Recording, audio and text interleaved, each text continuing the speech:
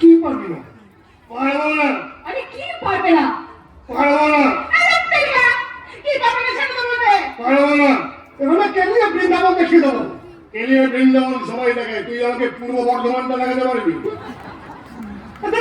তুই কি পারবি না সেটা বলতো? এর মতন সাইকেল দিয়ে চালিয়ে দিচ্ছি, পাঞ্জাব লরি চালাতে পারবো না। কৃষ্ণ না পালাতে লাগে তো। সবার সামনে ইচ্ছে ভালো হলেও না। আর এই সব আচ্ছা আচ্ছা, তুমি কি কোনোদিনও সিরিয়াস হবে না? এবার হেসে হাসিয়ে জীবনটা কাটিয়ে দেবে বলো তো? সিরিয়াস সিরিয়াস সিরিয়াস কি হবে সিরিয়াস হয়ে?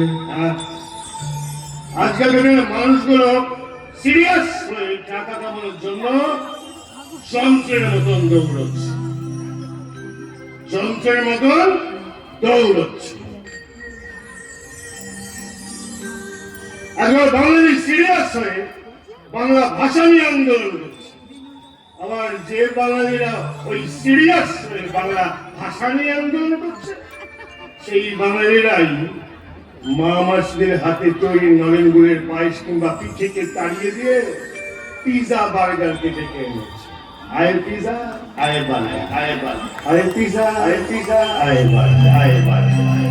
কলকাতা শহরের একজন সিরিয়াস বাবা মা, একদম সিরিয়াস বাবা মা তাদের বাচ্চাগুলোকে ইংলিশ মিডিয়াম স্কুলে পড়তে পাঠাচ্ছে।